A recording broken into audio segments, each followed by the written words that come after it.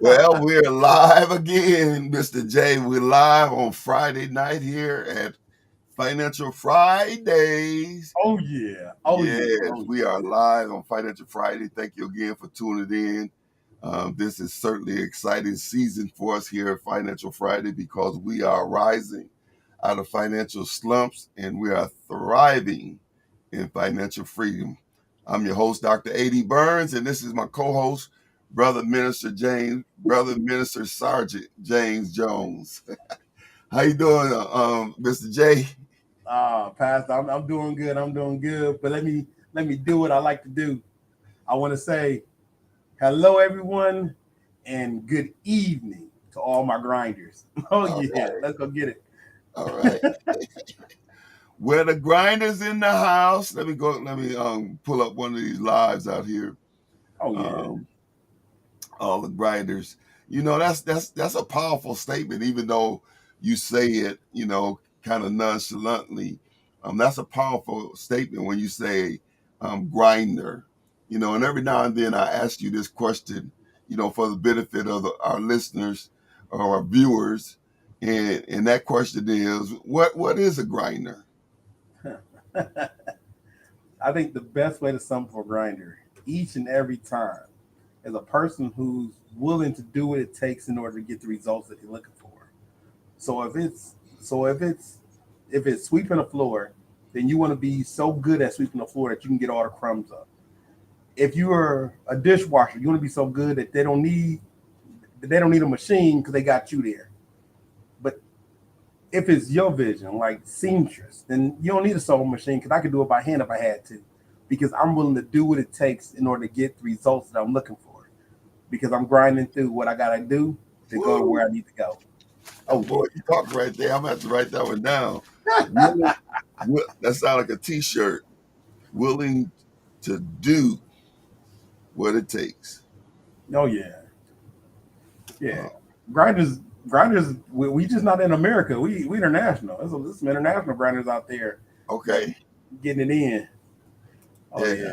I contracted Now You're Talking Tees to create us a merch store with some Financial Friday shirts, hoodies, mugs, hats, caps, different things, and so they're going to start working on that for us.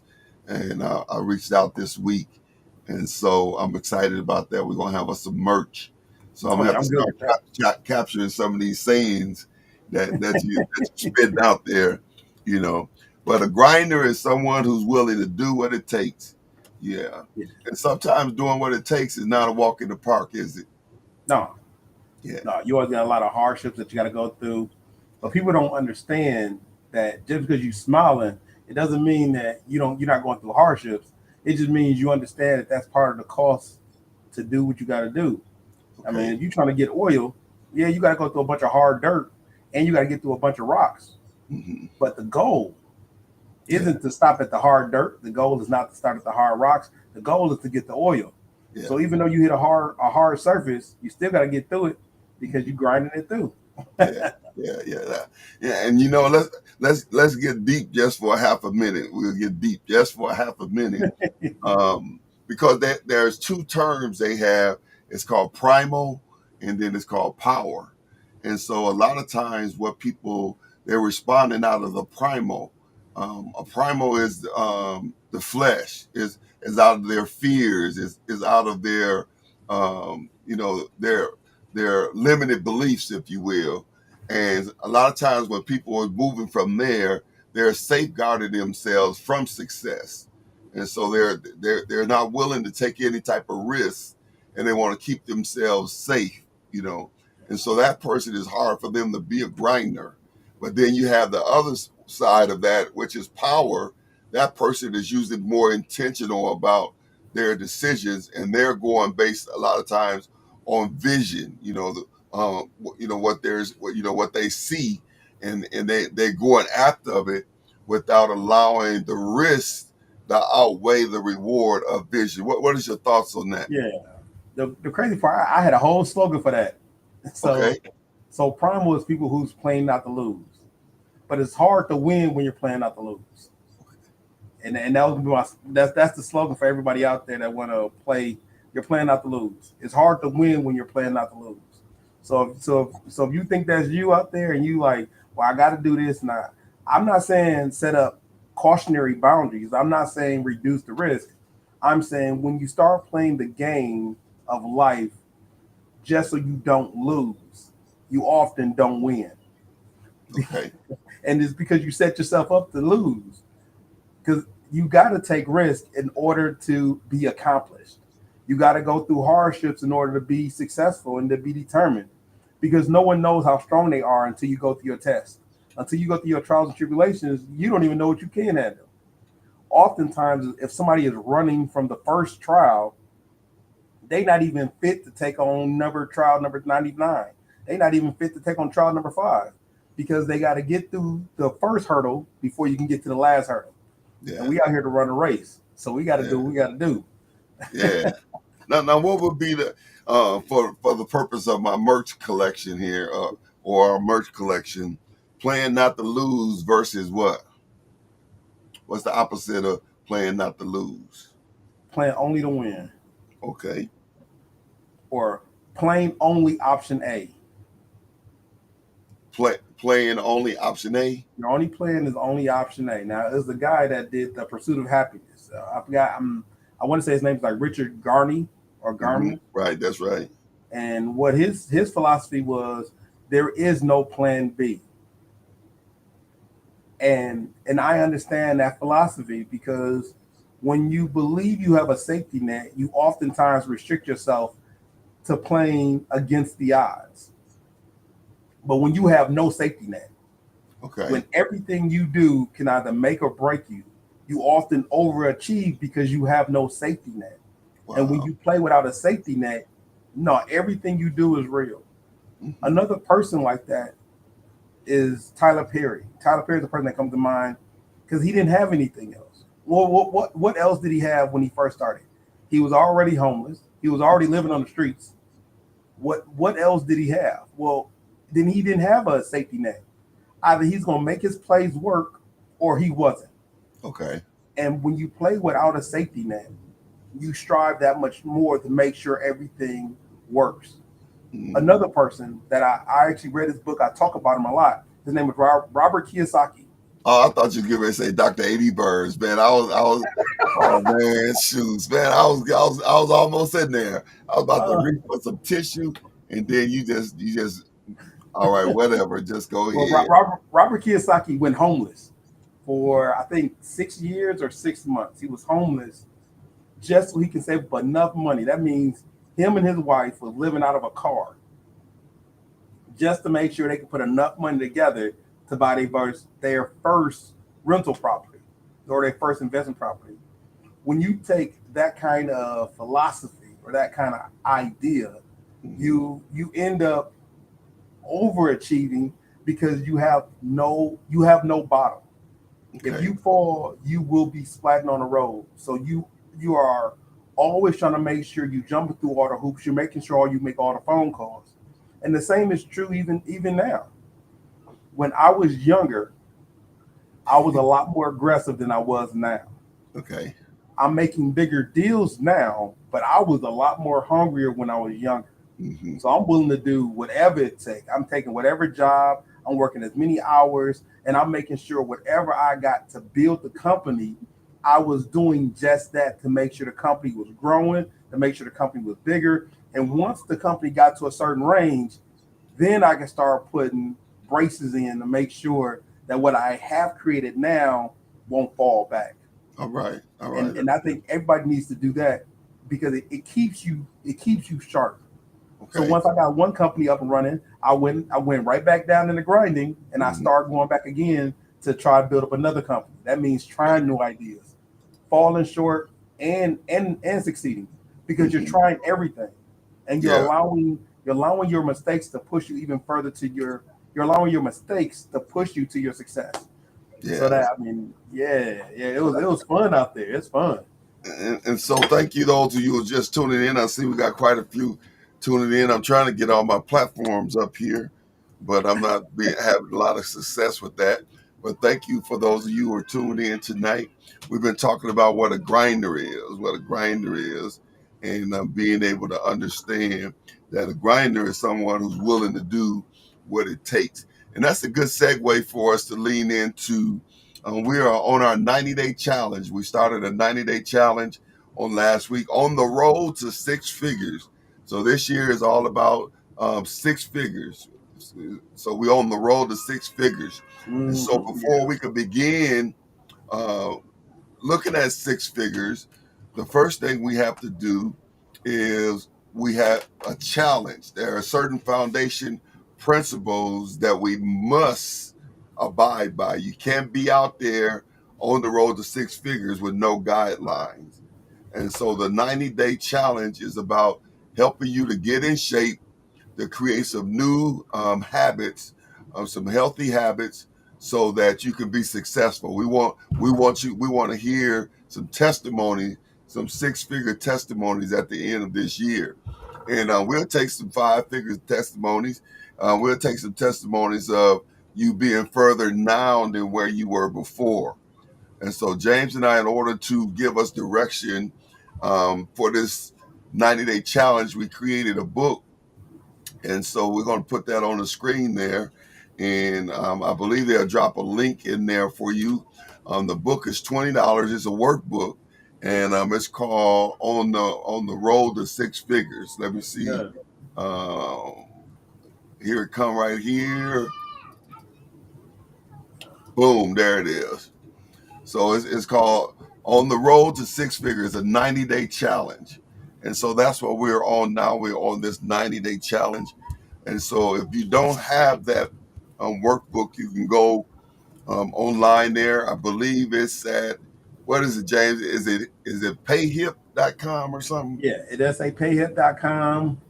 If you click the link, it's payhip.com/Bravo or B/YSM70. Oh, that sounds like a lot of slashes and forwards. Or you can click the link. If you There it is. listen to me, click the link. All right. I see him just dropped it in the comment. Just click the link Just and click, get your book. Click the link, get the book, get on your way to getting it done. Because we do want to have, I'm personally looking for about 5 people. That's what I'm looking for. Okay. I'm looking for 5 people to get it, do it, and excel at it. So yes, I am definitely looking for people. So let's just review real quick and get into our today's lesson. So in the book we got, of course, the table of contents, but the introduction is a 3-part introduction. It talks about the challenge, the purpose of the challenge, and then it also talks about what to expect. And so we want you to read those. And then that third part talks about the mindset of success. And so it's a mindset that you have to have. And so that's what we're trying to create with you, a thought pattern. The Bible says that we have to renew our minds. All right. And so last week, our challenge was laying the foundation. And so in laying the foundation, we were talking about vision, we were talking about mindset, and we were talking about faith. And so I like Robert Collier's quote. He says, success is the sum of small efforts repeated day in and day out. And that's something that James, you say all the time, small increments, small steps. And why is that important for us to realize? Because I think people often think that what they're doing is hard, or people think or see somebody's excelling and they're like, well, how is that person doing so well? It's like the person going to high school and we all like most likely to succeed. And then you get to the end of it, you get to your reunion, your 40, your 20-year reunion, you're like, well, I thought he was going to succeed, but he didn't. Well, what's the difference? The difference is those small incremental details. So is going to school going to get you to where you need to be? Not necessarily. When you get to where you need to be is because you're changing your life to get there. Now, if we want to go spiritual, just to go spiritual. Okay. When you get saved, you are not at the end. You're at the beginning. You just started. So what changes? The Holy Spirit comes in, talks to you, and moves you. So now when people see you 20 years from your baptismal, then they're like, man, you different. You ain't fighting, you not running around. You are, you look, you portray, you are a new person. Just because you jump in the water and come out, you're new spiritually, but then one or two of those habits become small, and then they become disappear, and then you build in new habits. And you're not doing that randomly or in big chunks. You're doing that in small incremental steps. If you were smoking and you want to stop smoking and you want to stop drinking, you do that in small incremental steps.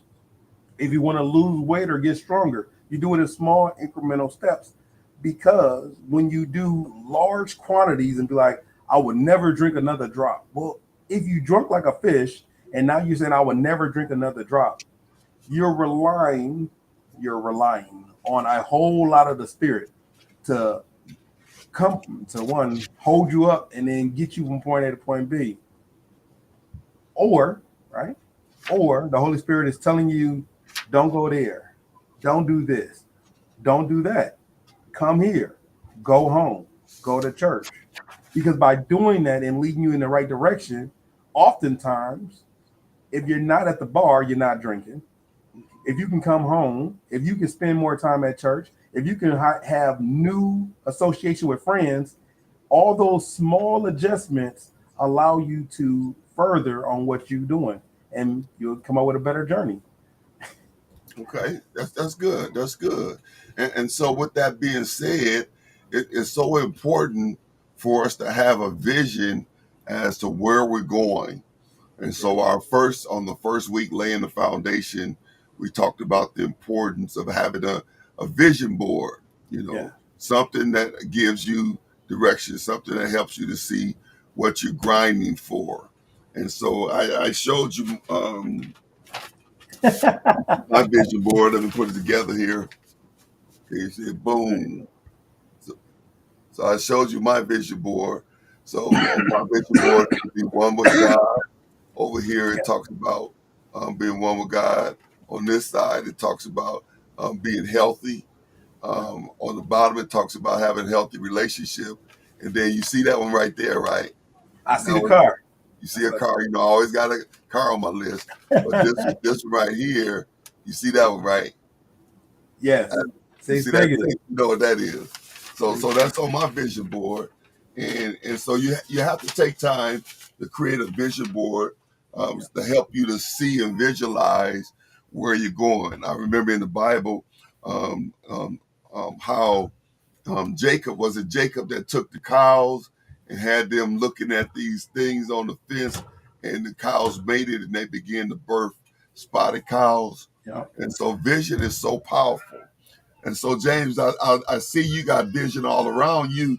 Yeah. Is that your vision board? So these are my vision boards from this year and last year. So if you look right here, that's the Declaration of Independence, because you always want to make sure that you have a constitution to start by. My Declaration of Independence comes from the Bible, but I want to make sure I'm always solid and fluid at the same time. So your declaration gives you the structure or give you the bones of the matter. And that's why I always write plans and I always like reading the declaration. Above me is a year ago. So that was more houses, working on my best life, getting things together, because people don't know this, but I buy houses. That's what I do. So then on my board is another house that I had to buy. To the right of me or your left was a apartment complex that we had to go buy on my vision board. And then the two biggest things was, I don't know if y'all can see this, but it's called franchising. Let me see if I can move it a little closer.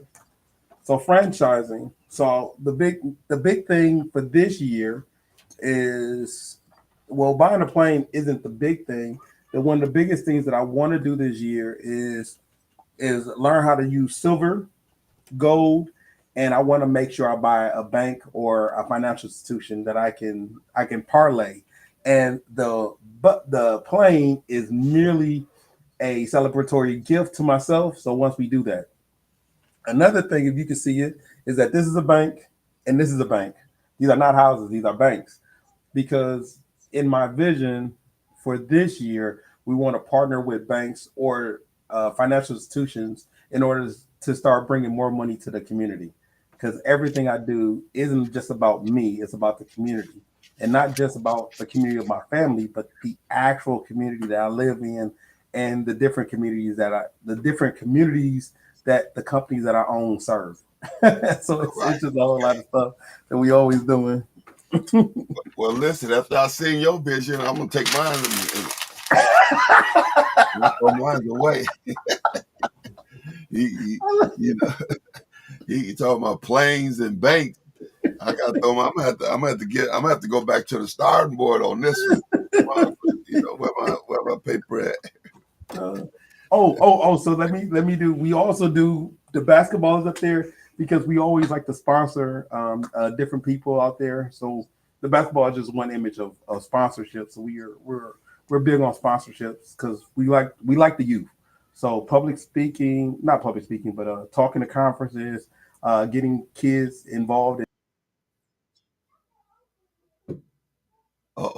He went out on me. That is an incredible vision, vision board. He'll be back on. That is very exciting, and I did throw mine away. Mine's over here. I was just messing around with y'all because whatever your vision is, large or small, is still valuable. And so don't go try to connect and keep up with the Joneses. Literally, keep up with the Joneses.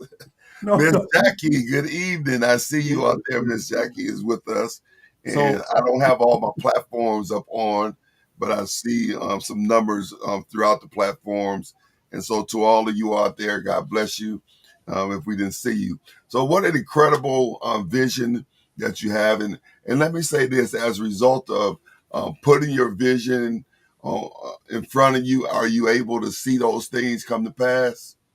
yes, that's one of the biggest things that I can say is that as I see my vision, those they direct my decisions because I want to be able to support a community.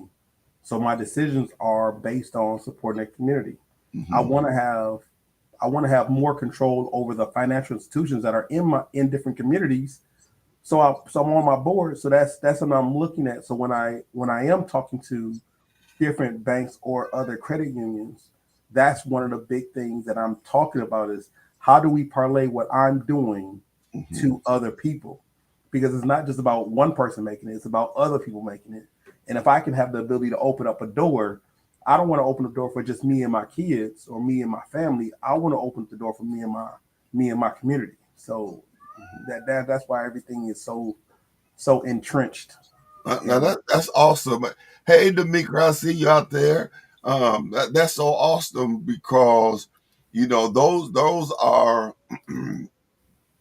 Let me just kind of jump ahead a little bit. Those are. Let me get over there. Boom, boom, boom, boom, boom, boom, boom, boom, boom. It's coming. It's coming. Um,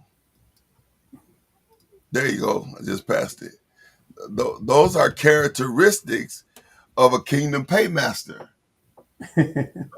Those are characteristics of a kingdom paymaster because a kingdom paymaster is someone who is availing themselves to be a conduit for God to use to bless other people and to fund kingdom projects. And so that's awesome that you have a vision big enough for God to get involved in. A lot of times our vision is too small for God to get involved in. And so oftentimes we're looking for God to do some things that are only going to happen when you stretch out and think exponentially. All right. And Yes. so your assignment was to create your vision board. And so for those of you who did do your vision board, we asked you to take a picture of it and upload it and drop it in the chat. And so if you did your vision board assignment from last week, we want you to take a picture with your phone or whatever, and then we want you to drop a picture of your vision board in the chat, whatever chat you on. Now, I'm not on all of the platforms, so I may not be able to see all of yours. Hey, Corey is with us tonight. How you doing, brother Corey? Thanks for tuning in.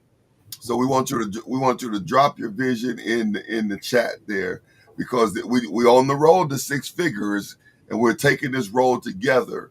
And so each week, as we get our assignments, we want to complete those assignments so that we can be on that road together. All right. And so you cannot do the assignment and be in expectation for the six figures.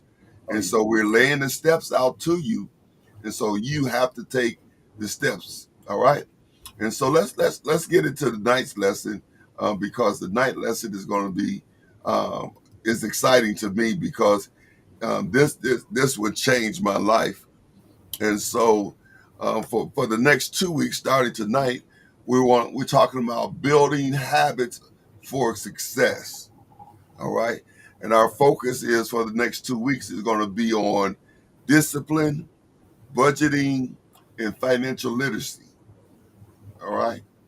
Our scripture that we're going to, our foundational scripture for the next couple of weeks is Proverbs 21:5, which says, "The plans of the diligent leads surely to abundance, but everyone who is hasty comes only to poverty." And so the scripture tells us that if you dragging your feet, if you're lazy, if you're procrastinating, and you're not being about it, you're not grinding, it says that you're gonna come to poverty. And so the walk in six figures, he talks about abundance. Um, you have to grind. It's not gonna fall out the sky. You can name it and claim it. You can blab it and grab it, but you gotta do the work. You gotta do the work that comes with that. Look at what Warren Buffett says. He says it like this: "Do not save what is left after spending, but spend what is left after saving." Now, Yes. I need y'all to hear that. I need y'all to hear that. I need you to hear it. Now, James, did you hear what he said? Yeah, yeah. No, I put a finger up so everybody knew. Like if you taking notes, that's a note. Like All that's right. a Read it for us. the quote. Yeah. Do not save what is left other spending after spending, but spend what is left after savings. Now we know the American way. Most people do it the opposite. I was doing it the opposite, and so I was a part of that until we started doing Financial Fridays, and I started learning. I began to start changing some things around. But oftentimes, that's why we never get ahead, is because we're using what's left over, and we're trying to make something, when what we're supposed to do is we're supposed to have vision and purpose first. And then, just like you said with Robert, and what you said with Tyler Perry, they were willing, they had the money that they could have, you know, lived in a house, but they chose to live in their cars and take the money and put it towards something that was going to be profitable for them. And now at the level that they're living, you know. So what is your thoughts on that when we talk about, you know, uh, not saving, uh, not spending everything, and then whatever's left, saving it, but being more purposeful in the money that we have, to give it assignment. What's your thoughts? I understand his statement, but I think a just a different way of looking at it is by assigning the money. Because by assigning the money, I already know what I plan on investing, what I plan on saving. So I do see those aspects. It's just when you assign your money, or when you get in the ability of assigning money, you're not you're not you're not just looking at spending first or saving first. Excuse me.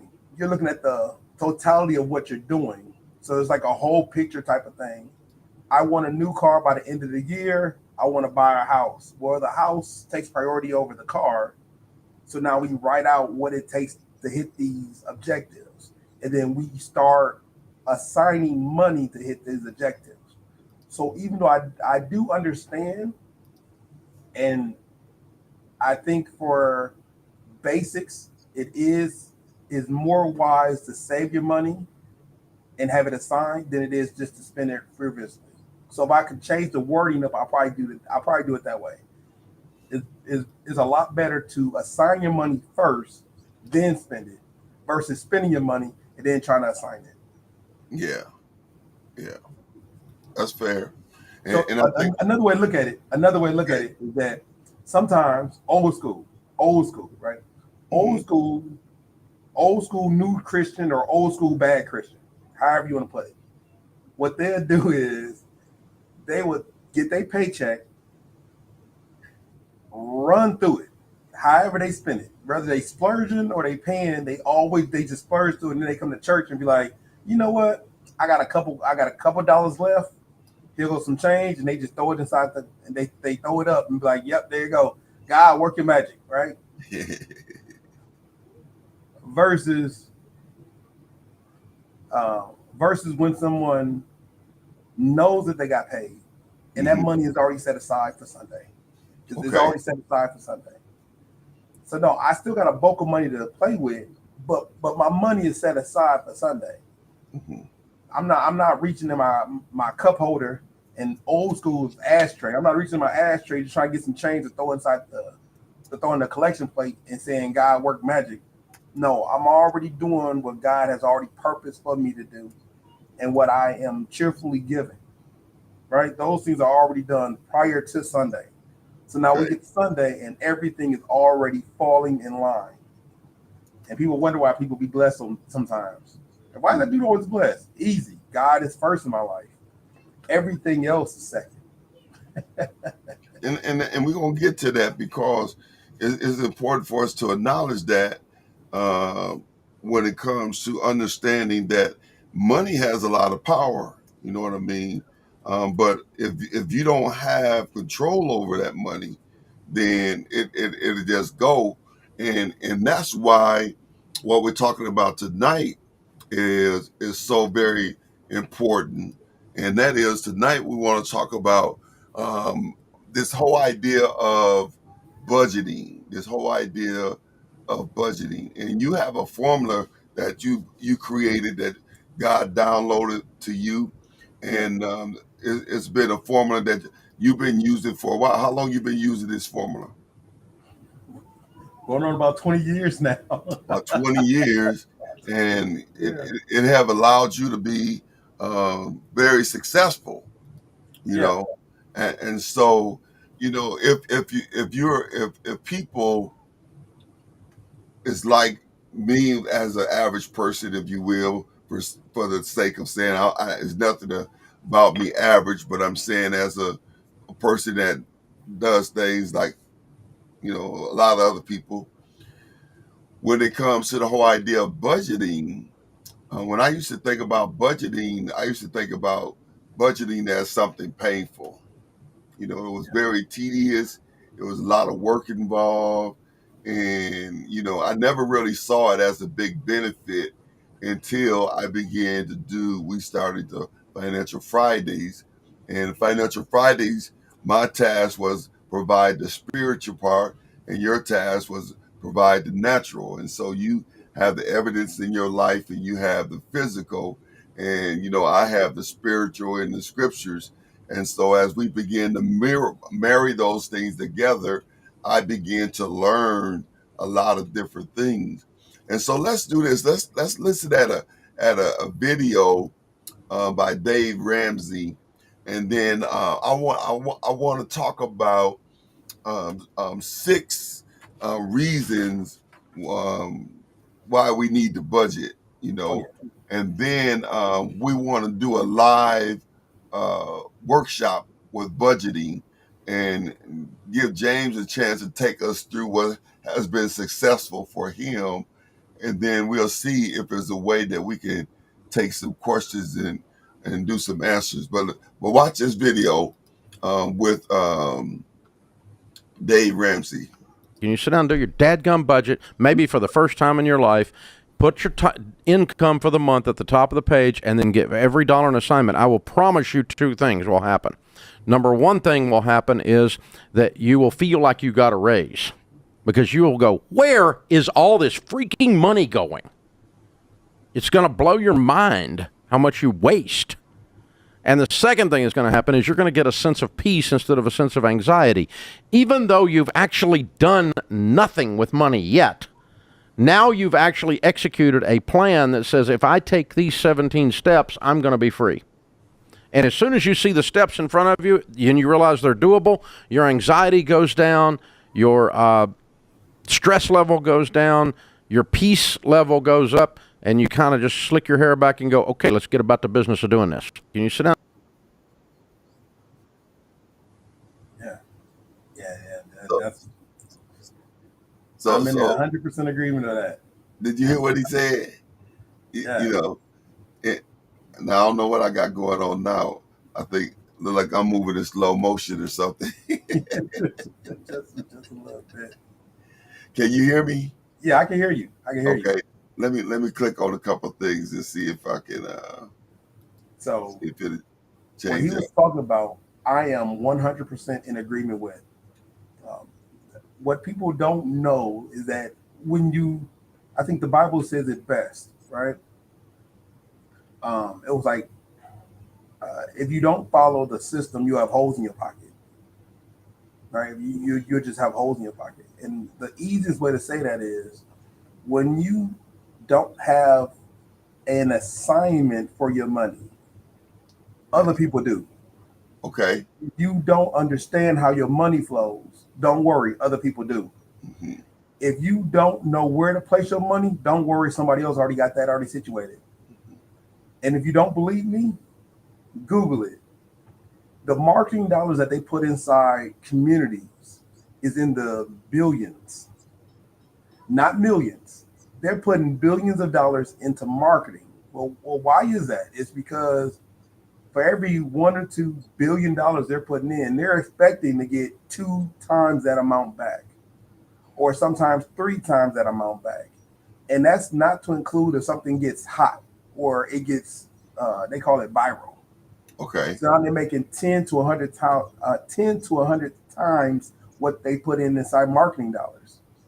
Mm-hmm. And they're expecting you to do that because you don't have an assignment for your money. Yeah, now that's powerful right there. Can you hear me? It looks like my screen is messing up. Oh no, I can hear you. All right. Yeah, that's a very powerful statement because a lot of times we don't realize that somebody have a plan for money, that even though money may be tight for you as an individual, money is not tight in the world. Money is still flowing. Money is still in abundance. Some of the systems have changed, and some of the, different things that we used to, get money from change because we have evolved, if you will. But it's still plenty money out there. And if we don't have financial literacy, if we don't understand how money works and how to use money to our advantage and how to make money work for us, then James just laid it out for us. Somebody else do. Somebody else do. And so you said, well, Pastor, Brother James, why should we budget? Why should we budget? Well, there are 6 reasons that we should budget. Number one reason is because budgeting provides a plan for our money. Yes. All right. So that my money is just don't come in and go out. What Dave Ramsey said is when you put it down in the budget, you don't even have to work the budget before you will see results right away. Yeah. From the standpoint that you will be wondering, why in the world, where's all of this money gone? All right. And we read it in Proverbs. He says the plans of the diligent lead surely to abundance, but everyone who is hasty or lazy or procrastinate only comes to poverty. Yeah. All right.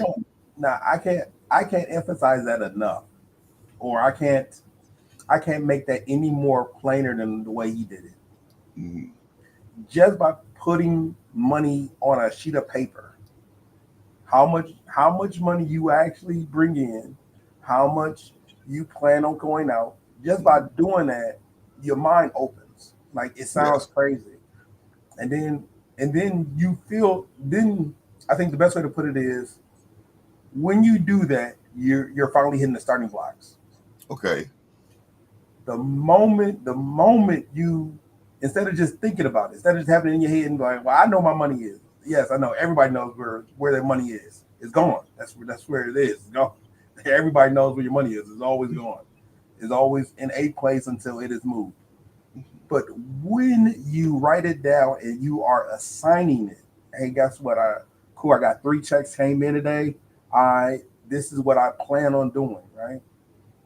Mhm. Now you can be ahead of the curve because you're not just thinking about it. Now you have a plan for your money. And one Okay. big thing I've always talked about is assigning your money a task. Hmm. Because if you assign it and you're diligent about the assignment, Excuse me. you can start executing on that assignment a lot more effectively. So yes, I am in crazy agreement that if everyone, and I do mean everyone, even to include me, this ain't just, Mhm. I don't just exclude myself, but if you legitimately write down your income, and from writing down your income, you write down how much you got going off. This is how you start figuring out like I do have too much money coming in, or I don't have enough money coming in, and this is what my money is doing or what my money is not doing. So Okay. yes, those things are hilarious. So listen, let's do this. Now, if you got a copy of the book, that means I should have your email.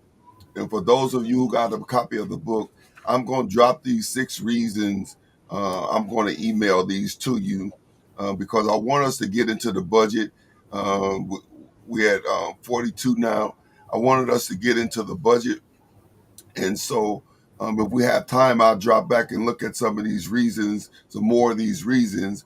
But we really have said enough about why budgets are important, and how budgets can help you, you know, and just to finish out providing a plan for your money.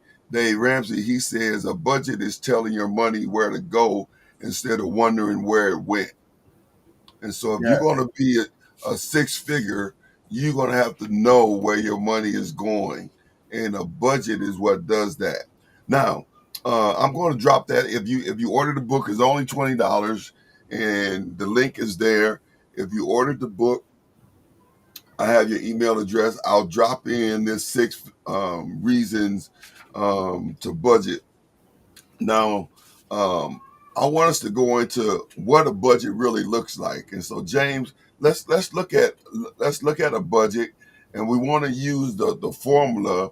Now, before you put that up there, let me just the formula. So the formula that James uses that has been successful for him Yeah. has been 10% to God, 10% taxes, 40% living expenses, 20% investing, 10% savings, 5% paying down debt, and 5% for fun and mental health. And so we're going to take that budget, and we're going to actually do a budget using that formula so that you can see how that looks.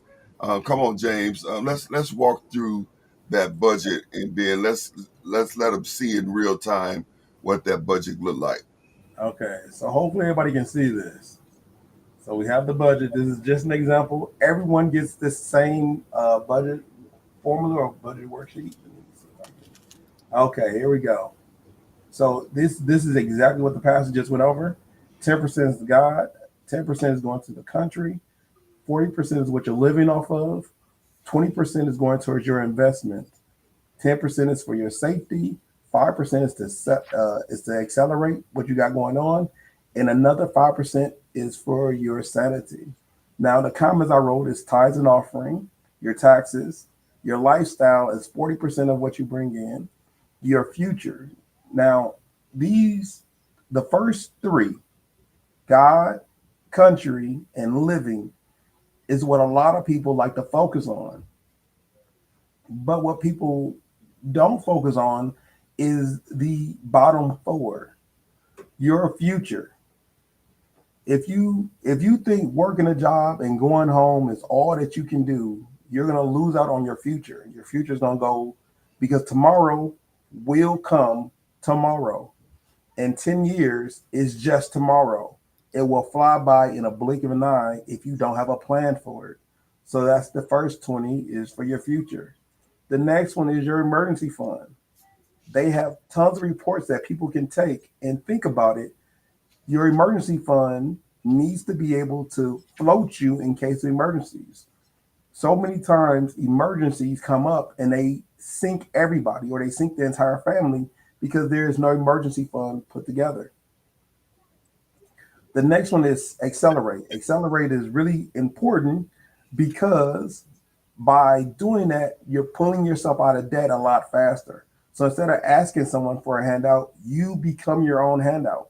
And that's really important for handout, for acceleration. And the last one is sanity. Even though it's the last one on the list, it's just as important as your future. Being able to relax and be able to be sane and sit in your own comfort allows you to forego the trials that tomorrow will bring. So you want to make sure you put money aside to relax. Now, in this example, you have the estimates, which come in off of the money, and you have the actual, which comes in off of what you're actually putting aside. So let's get into it. This is built with you in mind. So whether you have two income streams or you have one income stream, you have four slots on either side to put in how much money you got.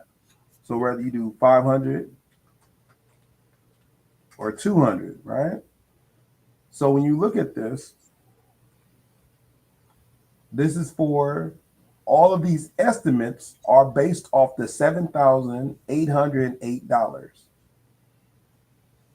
And I want to be very clear. If you want to take out a number, right? You want to take out an income, because some people do bring in $4,731.02. Now, when you do that, remember the government is going to take theirs.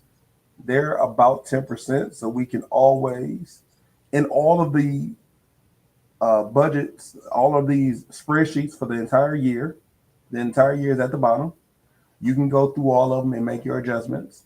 So if you look at the estimate tells you for the income of 7,400 that 10% is going to God, 10% is going to the country.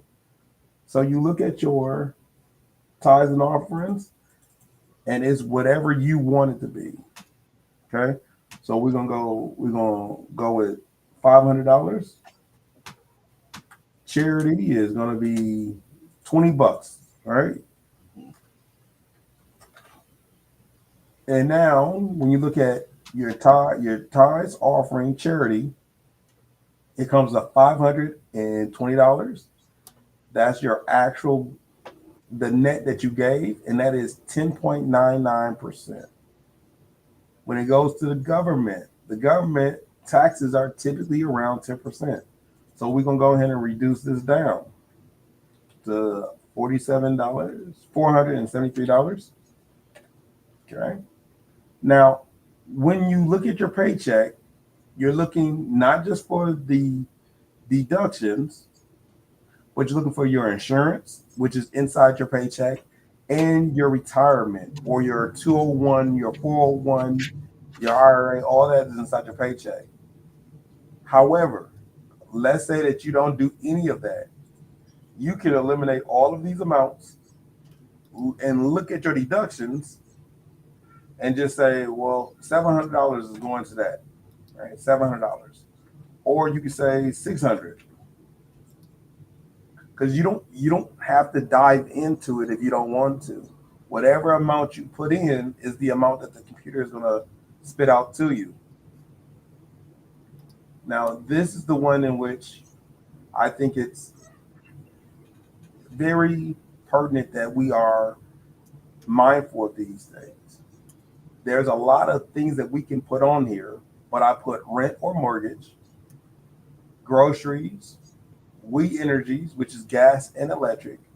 If you have student loans, put those on. If you don't have student loans, you can eliminate this and you can type in credit cards, right? This is very doable and it has the ability for you to work everything in. You also have your car loans. If you drive a car, you can do car insurance.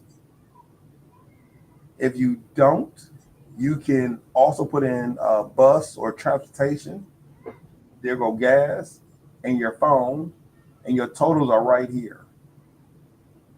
If you was to take this number, $1,200 for rent and mortgage, plus these accessories, you'll be around $2,400. This $2,400 here goes up to living expenses of $2,400 here. So based on the income of $4,700, you're spending $2,400 just in living. That means you're around 51% you're spending for a living. Let me let you know that is not a bad thing to be at 51%. You want to, your target is or needs to be 40%. But you want to you want to put this stuff in so you know what you're looking at. Just by looking at it, you are becoming more aware of your funds. So I'm not telling you to change anything.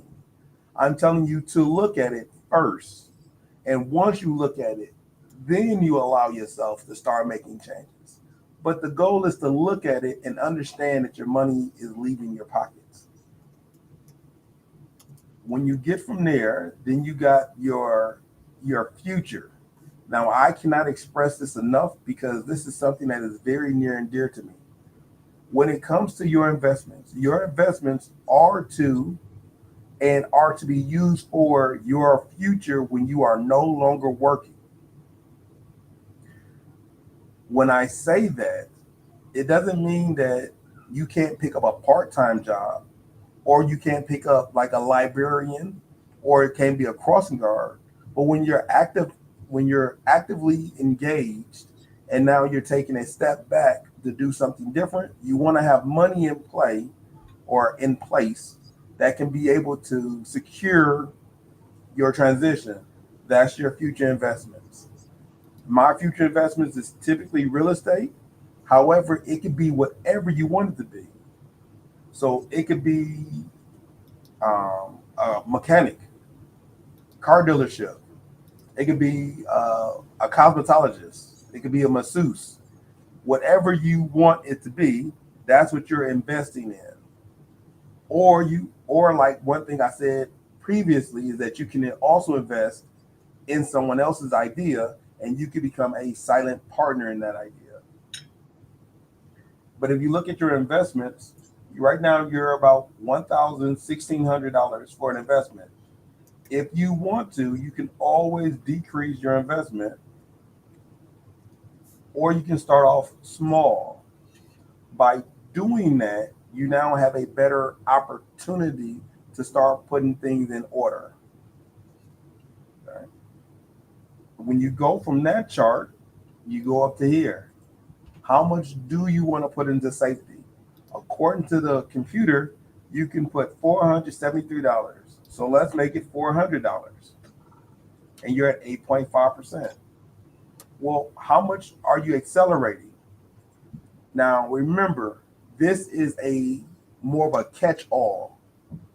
If you have no credit cards and no debt that you currently have, then you will move your acceleration into your investments. But if you do have credit cards,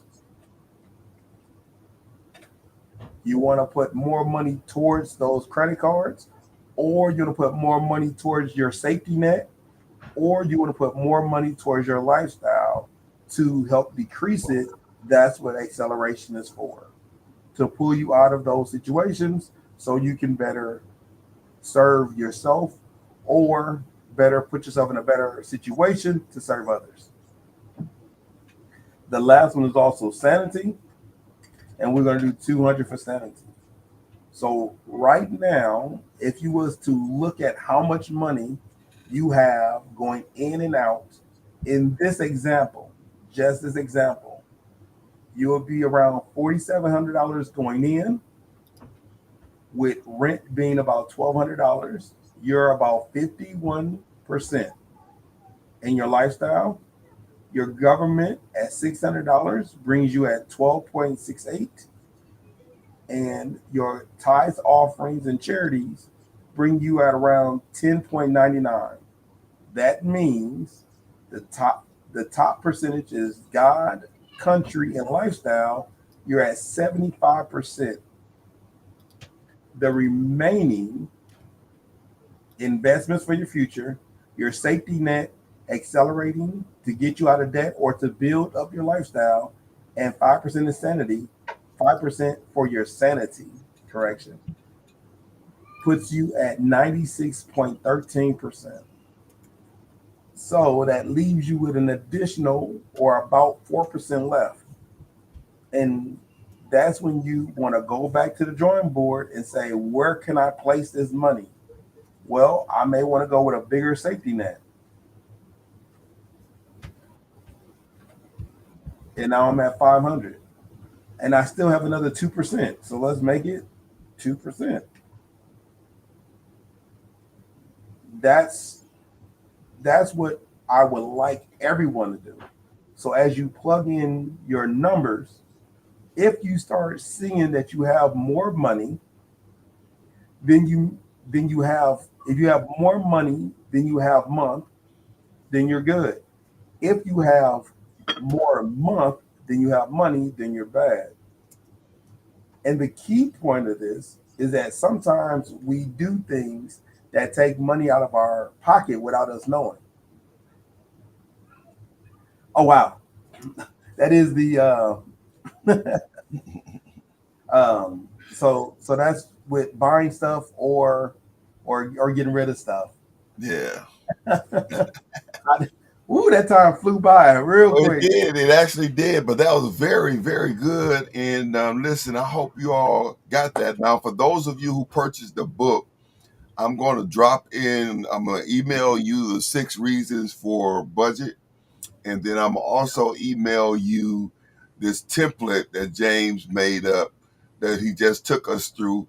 And all you have to do is fill in the blank. Up there where it says summary, I put in Burns family budget. That's what I put on mine. And I might change it to Burns 6-figure budget.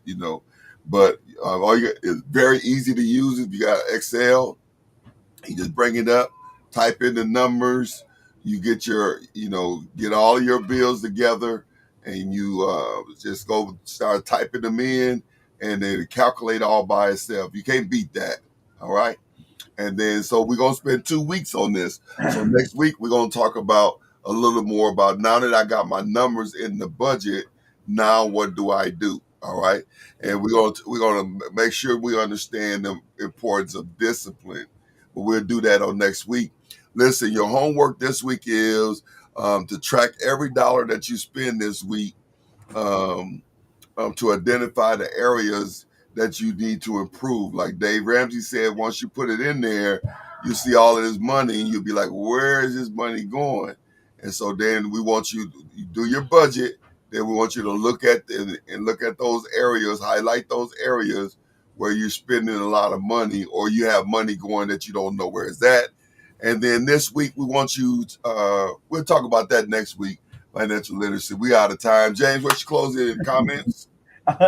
Sorry about that, y'all. Hey, I'll catch you later. Sorry about it. That was very good. That was very good. No, that was good. So ain't nothing to be sorry about. That was very educational. All right. So try it again. What you gonna say? Hey, I'll see you. I'll see you next week. All right. All right. Listen, thanks again for tuning into Financial Friday. We dropped the email in the chat. Make sure you upload your vision board so that we can look at it. We look forward to seeing you on next week. God bless you. Thank you again for tuning in, and we'll see you next